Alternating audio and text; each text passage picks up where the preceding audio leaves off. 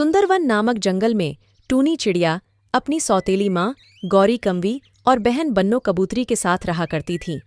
एक दिन गौरी कम्वी टूनी चिड़िया और बन्नो कबूतरी को लेकर बाजार जाती है। बताओ मेरी बच्ची, तुम कैसा हार लेना चाहती हो? माँ, मैं तो ये वाला लेना चाहती हूँ, मुझे आप इसी हार को दिला दीजिए। ठीक है मेरी बेटी। गौरी कम्वी बन्नो कबूतरी को हार दिला देती है और वहां से जाने लगती है। तभी टूनी चिड़िया बोलती है, माँ, मुझे भी एक हार दिला दीजिए ना।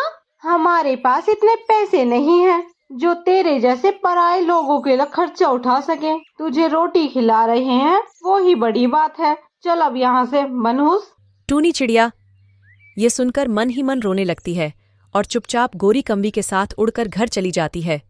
और फिर घर जाने के बाद बन्नो कबूतरी बोलती है, माँ, मैं ये हार अपने दोस्तों को दिखा कर आती हूँ। जाओ बेटी, दिखा कर आओ। उन्हें भी तो पता चलना चाहिए कि मेरी बेटी के पास कितना महंगा हार है। माँ, मैं टूनी चिड़िया को भी अपने साथ ले जा रही हूँ। अरे इस मनहूस को क्यों ले जा रही है?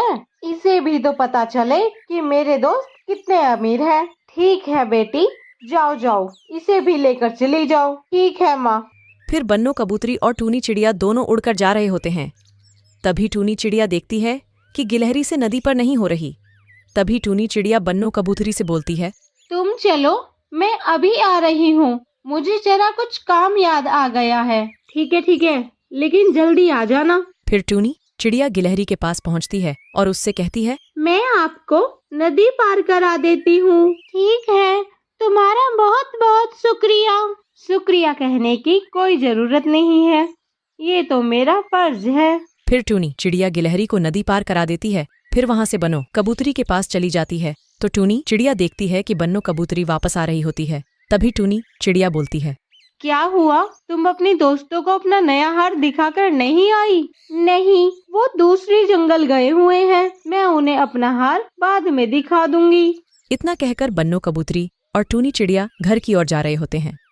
फिर कुछ देर बाद वह घर पहुंच जाते हैं।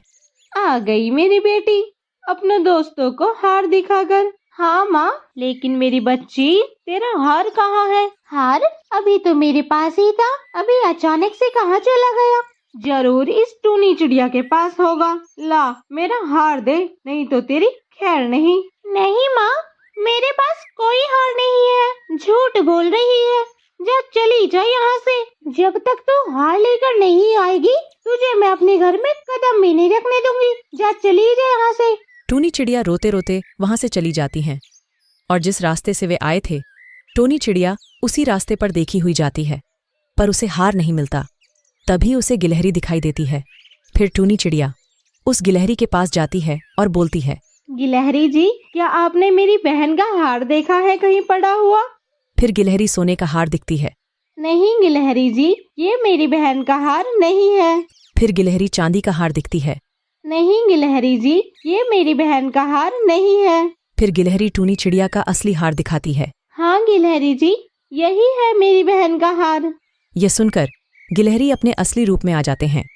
तभी टूनी चिड़िया बोलती है, आप कौन हो? मैं स्वर्ग का पक्षी यहाँ पर अच्छे पक्षी की तलाश करने आया था और आज मेरा ये काम पूरा हो गया। और ये लो 3 हार तुम्हारे, सिर्फ तुम्हारी ईमानदारी के लिए। फिर चील गायब हो जाता है।